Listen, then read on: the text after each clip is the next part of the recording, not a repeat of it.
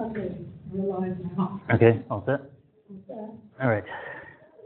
So, should we switch off some lights?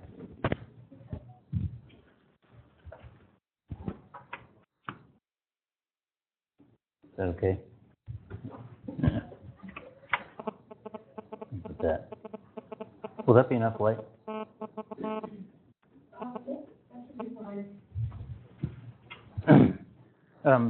So in the last 10 years, there have been a couple of really major tsunamis that have been very destructive. The one in the Indian Ocean in 2004 that killed nearly 250,000 people. And then the one last year in Japan, seen here, that wasn't quite so deadly, but destroyed incredible amounts of property. And these tsunamis can be very, very destructive. The word tsunami is Japanese for harbor wave. And they call it that because for centuries they've been experiencing these huge waves that come on shore, flow over the land, and come into the harbors, and the water just keeps rising and rising until it flows over the land. Here you can see it flowing over the seawall. They build these concrete seawalls. There's a wall underneath this water, and they're intended to keep out not only tsunamis, I guess, but also storm surges and whatever else the sea can throw at them. But obviously this seawall is not designed for a tsunami of this height, and it flowed right over. This is a frame from a video, and it's showing it's just beginning to flow over there. Tsunamis are waves. They're not fundamentally different from ordinary water waves, but they're caused by they have a different cause, and the main difference is the wavelength of the waves is much longer, and that makes them behave differently. So what I want to talk about is what makes tsunamis behave the way they do, that makes them so destructive like this. And I'm going to describe some things about the behavior of water waves. So first of all, let me show you this. I've just sort of taken a block of water out of the sea here, and you're looking sideways at a wave. So when I'm talking about waves, I'm going to show you a simple wave like this. This thing is supposed to be going this way, right?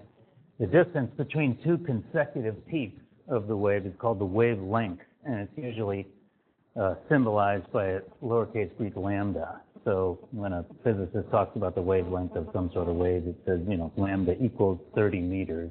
That means the distance between two consecutive peaks. Now, when I show a diagram of the cross-section of a wave, I won't show the top surface of the wave. I'll just show it from the side.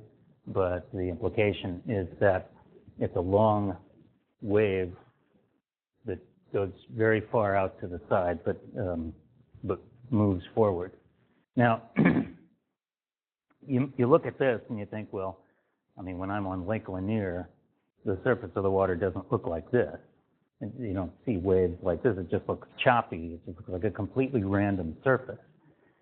Well, if you can understand the behavior of a simple wave like this, you can also understand the behavior of that sort of thing, too, because when you go out on Lake Lanier and you see the water randomly choppy like that, what's happening is there's a bunch of simple waves of various wavelengths moving in many directions at the same time. That's what gives you that very complicated looking surface. And understanding the motion of simple waves like this, of one single wavelength moving in one direction, also allows you to understand more complicated sorts of waves. Okay, so now with ocean waves, what is it that powers most ocean waves? Anybody know? What causes most waves on the ocean? No, the moon does cause waves. In fact, the moon causes the longest wavelength waves on the ocean. They don't turn out to be as destructive as tsunamis, but there's some source of energy in the Earth's atmosphere that powers most waves. Anybody know? It's the wind. Wind powers waves, most waves. So the wind blows across the surface of the water, and it pushes against the backs of waves. So now we're looking at the cross-section of these, wide waves like that.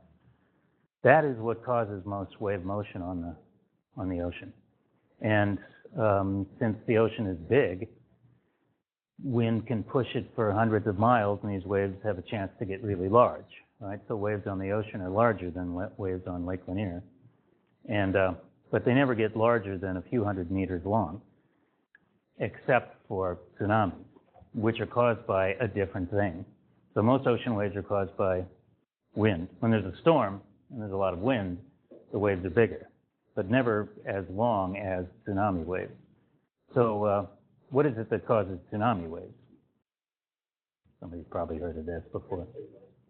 Yeah, earthquake, or more specifically, the relative motion of two sections of the Earth's lithosphere. The Earth has a sort of shell, a solid lithosphere, which floats on the relatively fluid upper mantle underneath. And what that? The asthenosphere. Thank you. And these sections move with respect to each other. And when there's a slippage, it causes motion in the Earth, which we call an earthquake. Most of the big tsunamis are generated at subduction boundaries, where one tectonic plate subducts underneath another. And for the most part, it's oceanic plates that subduct underneath continental plates. That's because when a plate subducts underneath another one, it causes volcanic activity, which builds up material on top of the overriding plate, which eventually sticks out of the water, and you have a continent. So we live on mostly the overriding plate. And when this occurs, this moves at maybe inches per year, and as that shoves its way down, it pushes the overriding plate and distorts it. It can shove the land out higher up, and the sea floor near the subduction boundary is suppressed down. So that pushes down, and it's loading it up like a spring, providing a lot of pressure. And so eventually that boundary slips, and when it breaks loose, the seafloor comes up, the land comes back down again. And of course, if you push the seafloor up, you're going to push the sea surface up with it. And so you have this huge mound of water, which can be dozens of miles long and hundreds of miles wide. And that then begins, that's the wave. That's what begins propagating as a surface wave. So it has a very long wavelength, much longer than waves driven by wind.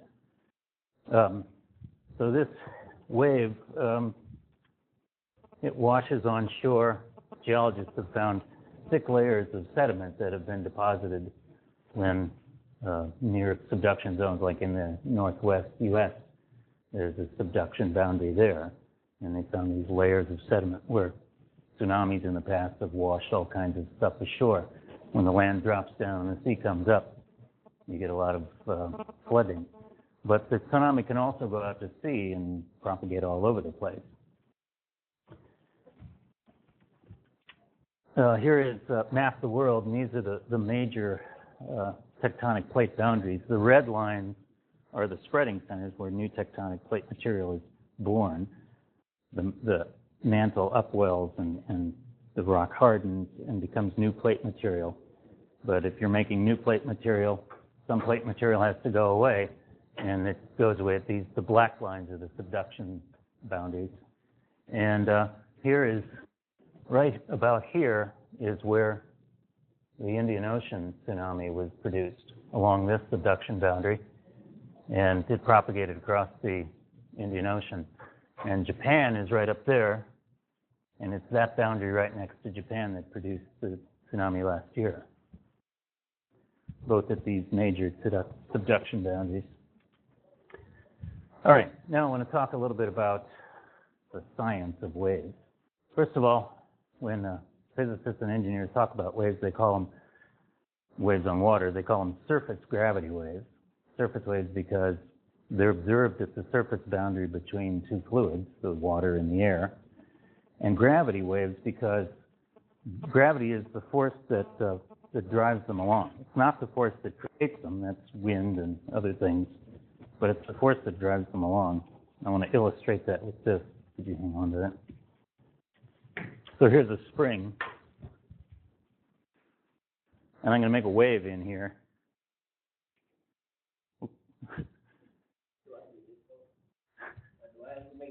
No. I can just make a wave and it'll reflect back and forth. So my hand provides the energy of the wave, and it propagates down there. What the springiness of the spring does is when the wave passes a point, it draws the spring out to the side. The springiness of the spring draws it back. That's the restoring force for this wave. That's what physicists call it. And in a similar way, gravity is the restoring force for a water wave. Thank you. So they call them surface gravity waves. That's what water waves are called. And here's a cross-section, a simple wave. And what you see on here, these white dots represent individual bits of the water, like molecules of the water. Hang on, I'm going to have to... Oh, yeah, that's right. I'm sorry. Yeah. She's got to show it to everybody else out there in Wimbaland.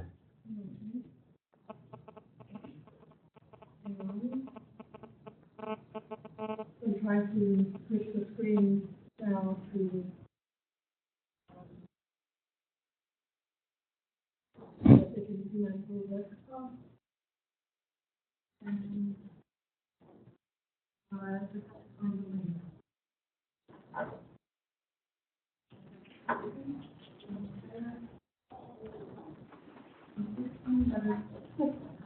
Oh, here we go. They see both of them. They see the deep Okay. water on the left and the shallow. Okay. Here. Okay, so here's so what you see is when a wave propagates across the surface of the water underneath is moving as well. And so these might represent, individual molecules of the water and how they're sort of moving around in sort of circular fashion. They also advance forward as individual waves come past, as you can see by the lines. Now, one thing I want to point out is that the actual speed of the peak is faster than the speed of any of the particles of water. The wave moves faster than any of the bits of water. And that's especially true for a really low wave height. The longer the wavelength is compared to the wave height, the slower the water particles actually move compared to the speed of the actual peak. I'll mention that later because it's important to keep in mind with the way tsunamis work. But this circular motion, this is the way water operates under waves. Here's one in shallower water. So here's the bottom of this water body here. And so this is going to influence the motion of the water particles down here. They're only going to be able to move horizontally, right? They can't orbit because the bottom is right there. That is going to influence the motion of the wave on the surface, the fact that it's having an influence on the motion of the water particles here. Specifically, it'll affect the speed of the wave. It's affected by depth. Okay. Yeah, hang on. Okay.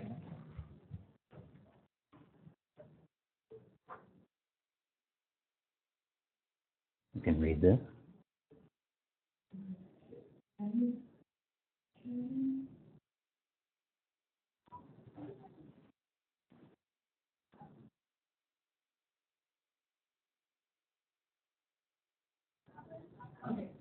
Okay. Now, to understand why a tsunami behaves differently than other waves, the aspect of the wave that's important to understand is what the speed of the wave depends upon. The speed of a water surface wave is influenced by both the depth of the water and the length of one wave. Waves move faster in deeper water than they do in shallower water, and longer wavelength waves move faster than shorter wavelength waves. And I want to talk about one of the first wave theories developed, physics wave theory describing how waves move on water, and show you the relationship that it implies for the speed of a wave as a function of water depth and wavelength. And from that, you can see why tsunamis become so deadly. So let's see. Okay, now keep in mind, I'm going to be talking about simple waves like this, and that's the wavelength. Okay, so the wave theory I want to tell you about is called the Airy wave theory, A-I-R-Y, after George Airy, who formulated it in the first half of the 19th century. It was like the first full-blown wave theory that describes the motion of water. And it's a fairly crude wave theory. To understand the details of wave motion on water, you need a more advanced, more modern theory. But it's sufficient for understanding why tsunamis can be so damaging. And in fact, I guess it's used by a lot of engineers that have to think about the motion of waves on the ocean. Like people that design oil platforms have to understand the behavior of waves, and they use Airy wave theory to understand the motion of waves. And the way Airy started out formulating his theory, he said, okay, let's just take a basic wave, so that's the surface of the water, and that line is given by this equation. So it's a function of x, this direction, and t, time. So it looks like there's more variables in here, but k and omega are constants of the wave. A is the height, as you can see there. K is dependent on it's a function of the wavelength. It's 2 pi over the wavelength, so it's a number for a given wave. And this is a function of how fast the wave goes. So this is just an equation for that line. You've seen an equation for a trigonometric function before, but with the t in there, that makes it move. So if I had an animated GIF for this, that thing would just be going to the right. So that's all that this describes. And eta is the height of the wave from where the water would be if the wave wasn't there. So that midline there that I've got drawn. So eta is just, the distance of that. That's the basic equation that he's starting with. And then he says, can you find some sort of mathematical function that describes the motion of the water underneath there, this cyclical motion that you saw in that diagram, that cross-section diagram of a wave? So here, it'll be a function of x, that direction, and z, depth, underneath that line, and also time. And this function, if you can find a function like that, should describe the motion of all these particles at all points inside there. And the way you say, okay, you want to find a mathematical function that describes something dynamically. What's the form of this function? How can you find it? Well, you can use your knowledge of the laws of physics that constrain what that function can be. And what you do is you develop what they call differential equations. So those of you who've had calculus, you've seen a derivative before. And this is a derivative, that curly d, they call it a partial derivative, but it's basically like the derivative that you've seen. This means the derivative of this function with respect to depth has to be 0 at the bottom, where the depth is, at the bottom of the water. Simply because, and that is because the water can't move vertically in and out of the ground. In other words, you're saying, well, since the water along the bottom can only move horizontally, it can't move into the ground, then this first derivative of this function, which describes the vertical velocity, must be 0 at that depth. So you're constraining what this function can be by saying, well, we know at the bottom the velocity can only be horizontal. All right? That's they call this a differential equation because it's an equation with a derivative in it. This is a little bit more complicated differential equation. The second derivative of this with respect to z, add that to the second derivative with respect to x, that has to be 0. That constraint is there because this says the water is incompressible. You can't change its density. Water is essentially incompressible. I mean, if you put enough pressure on it, you can compress it. But this function describing ordinary waves should describe water that doesn't compress. It's just moving around without compressing. That's what that constraint says. So we're using our knowledge of what physics says water can do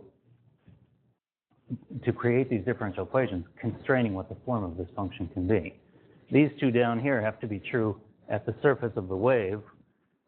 This one says the vertical velocity has to be the same as the up and down velocity of the wave, right? The water right at the wave surface has to be moving the same vertical velocity as the wave is. And this one, see the little g in there? That means the acceleration due to gravity on the Earth. So this is the equation that says that it's gravity that's doing the driving. So here's a set of differential equations, and this is the way physicists operate. They find mathematical equations describing the dynamics of things by bringing together a set of differential equations which constrain what that can do. And then they walk over to the math department and they say, do you guys have equations that fit all these constraints? And the mathematicians say, well, yeah, this one fits all those constraints. So here's the function. Now it's a sort of nasty looking mathematical function. You see the sign in there. Most of you have seen a sine function before. But then there's COSH, SINH. What do they call those? Hyperbolic trigonometric functions. And for anybody that owns a scientific calculator, you've seen those buttons on there. You may never have pushed one before. But it's just a different kind of mathematical function. They crop up all over science and engineering. And so they put the buttons on your calculator. But they are mathematical functions. So this thing is a function of depth, of horizontal distance in the water, and time. And what that describes, and here's my next animated GIF. What that describes is this. So I gotta wait for her to show the rest of it.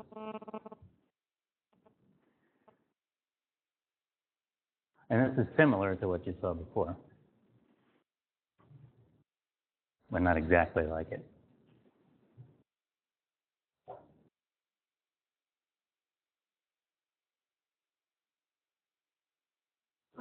Okay.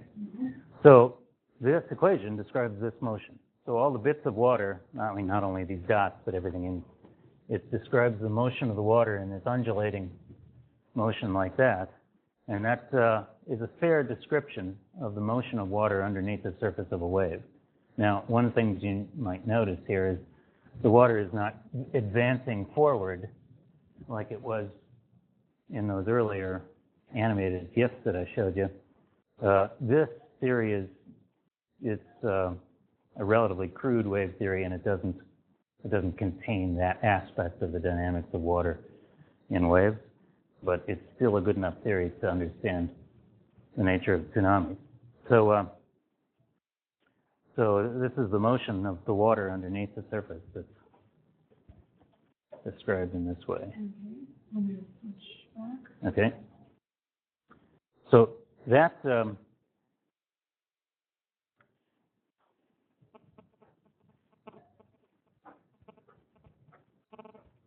this, they can hear me, right? Okay. This wave equation, or this equation that describes the motion of the water underneath the wave, implies a connection between the wave speed and the depth of the water, the length of the wave. And let me just show you that equation. Okay, so lambda is the wavelength, the distance between two consecutive peaks. So this shows what the speed would be for waves of a given wavelength in water of a given depth, h. So if you put in those numbers, it'll tell you how fast it's going according to this wave theory. And it works pretty well. In other words, it matches waves in the real world. Now, you look at this, and again, it's got one of those hyperbolic trig functions in it, so it's not real obvious looking at this equation what this implies about the speed of the wave c as a function of those two parameters. So let me just show you the dependence of wave speed on depth for waves that are 1 meter long. So I'm going to plug in a 1 for the wavelength and show you the dependence of wave speed on depth. And it looks like this. So here's wave speed in meters per second as a function of depth in meters. And you can see in shallow water, real shallow water, it moves slowly. But then as it goes to deeper water, this is 20 centimeters, 30 centimeters, 40 centimeters, it speeds up, but then it levels out. After about 40 centimeters deep, which is only about that deep, a 1 meter long wave travels at about 1 1/4 meters per second and it'll travel at that same speed even in real deep water, even in the middle of the ocean.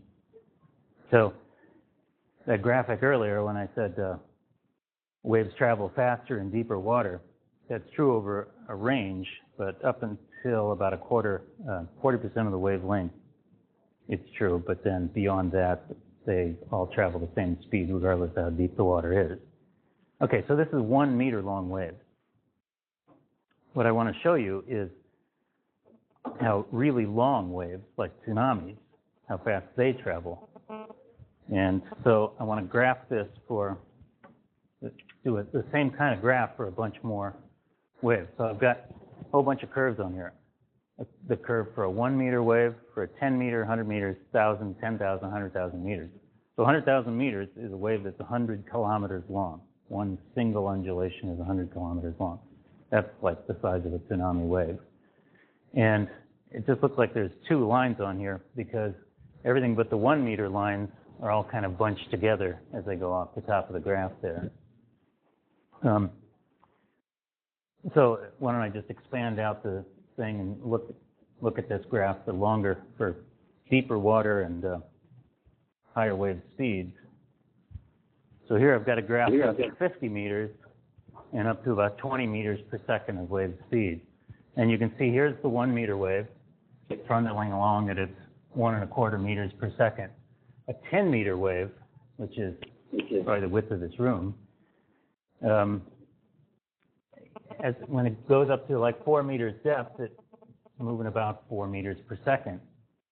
And then in deeper water, it keeps moving about that same speed. So 10 meter waves move the same speed in the ocean as they do in water greater than about 4 meters, which is, 17, 18 feet deep. The 100 meter wave moves faster than that, about 12.5 meters per second, which is close to 30 miles an hour.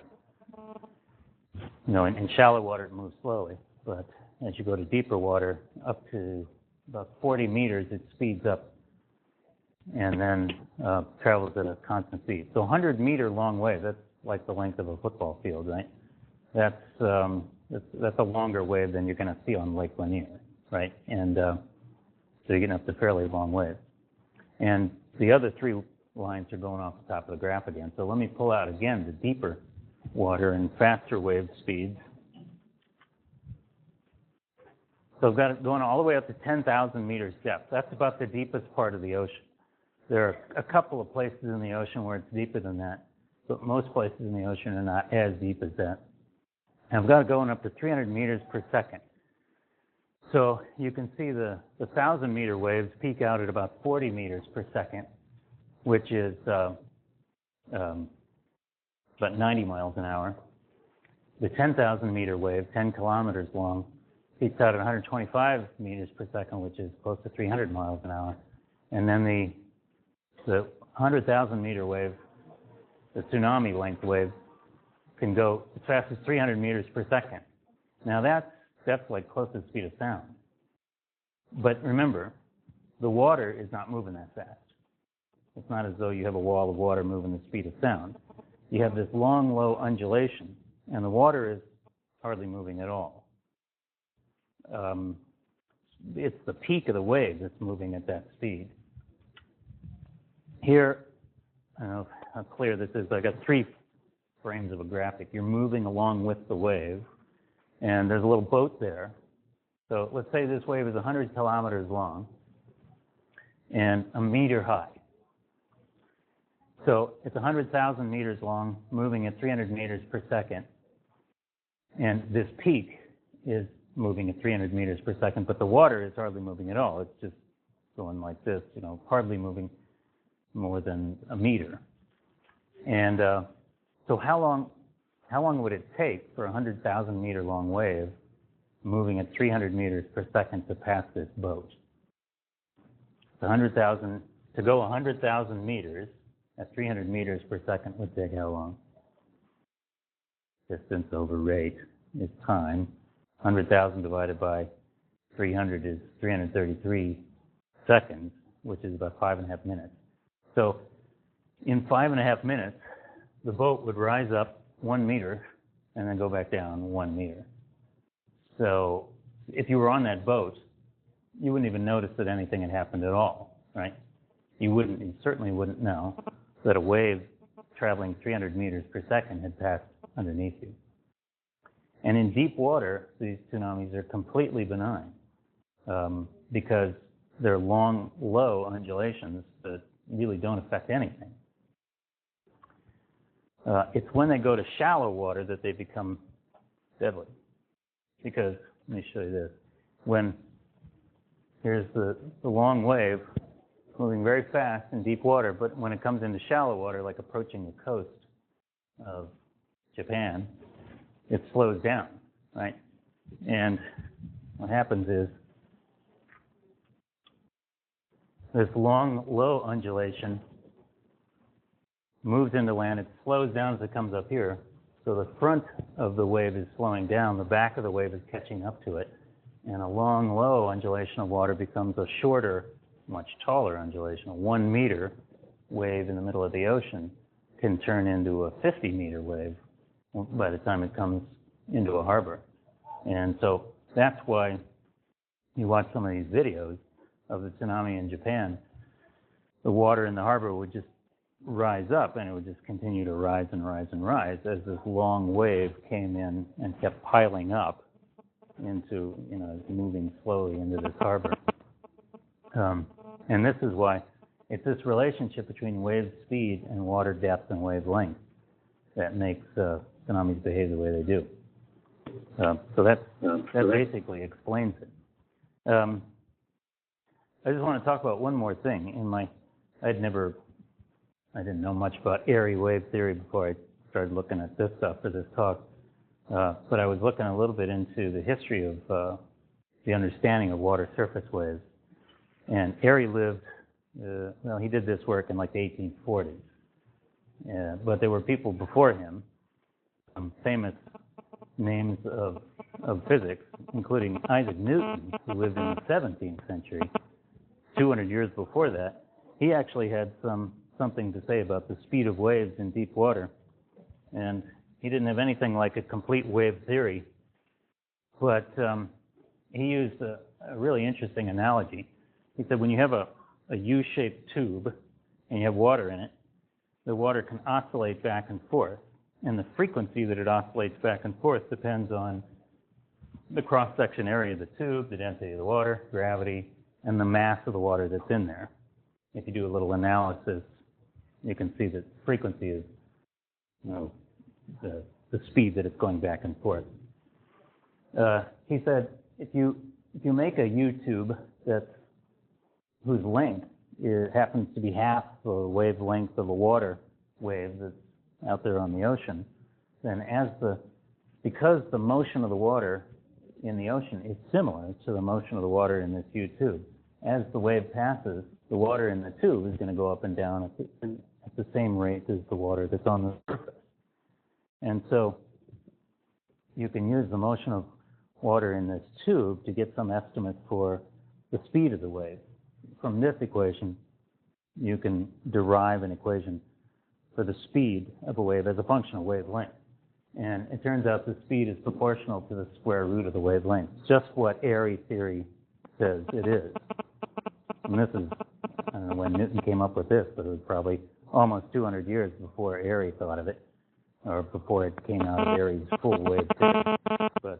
But Newton understood that long waves will travel fast in the middle of the ocean without even understanding much about wave theory. And then another famous mathematician, Lagrange, who anybody that's in physics or mathematics has heard of his name before, he made some comments about the speed of waves in shallow water. If you take Airy's wave speed equation and you simplify it just for shallow water, what you get is the speed is proportional to the square root of the acceleration due to gravity times the depth of the water. So from that line down to here. Lagrange, before this was formulated, Lagrange said the speed of a wave in shallow water will be the same as if a heavy object falls from half the depth of the water. That'll be the speed of the wave. And it turns out, and that gives you exactly the same equation. So these guys used physical arguments to reach some conclusions about the speed of waves, even before they had done anything like completely formulated a wave theory. But I just thought I'd throw that in because you can use some physics sensibility, but short of coming up with a whole theory of a physical system, to know some details about it that are important. Okay, and that's that. What about the, Oh yeah, that's right. I have one more thing. It's just an animated diagram.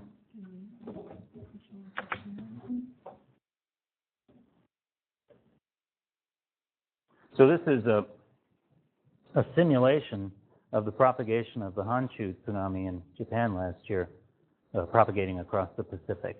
And it's interesting to see. You know, that. hang on. We went way in. Okay. Okay. Okay, so it's generated just offshore of Japan and it's propagating across the Pacific. And the white regions are the peaks of the waves, the blue regions are the troughs of the waves. And you can see the really long wavelength here because this is a map of the world. So it's got some pretty long wavelengths on it. Now, this doesn't say anything about amplitude. The amplitude decreased fast as it went across the ocean. And it was fairly minor tsunami on the west coast of the U.S.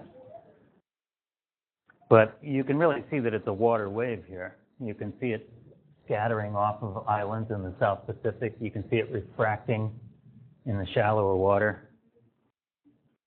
You can see it scattering on Hawaii up there. You can see it scattering off of Hawaii.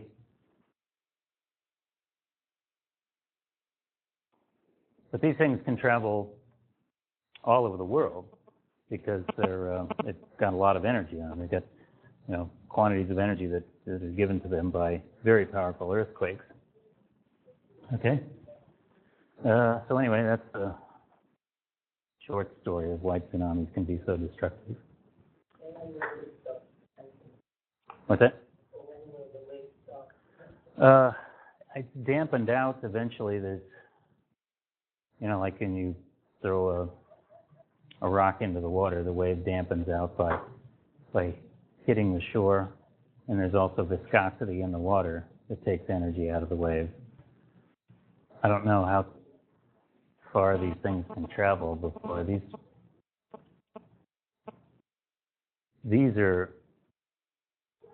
take longer distances to dampen. But I don't know if they can go completely around the world, or I know there were effects all over the Pacific anyway. Well, I mean, it's gone now, but yeah, but. Theory of what happens to the way to do, or is that actually? No, I'm pretty sure this is a simulation. I don't really even know. I'm pretty sure this is a simulation based on the depth of the water, and if you know how waves of a given wavelength behave in a particular water depth, you can simulate how it's going to move, because the depth of the Pacific is pretty well understood. It's a complicated depth, all over the Pacific Ocean, but they can simulate that and track the motion of it across the Pacific. Okay. So. Okay. Better ones, I thought. Yeah, pop this back up.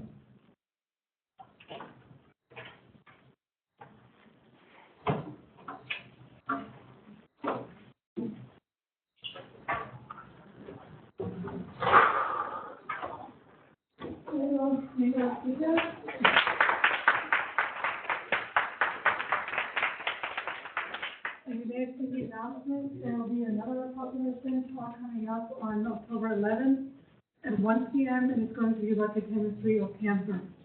And there are already announcements if you watch the GPC TV. It's probably not going to be in this room, but it's on the announcement.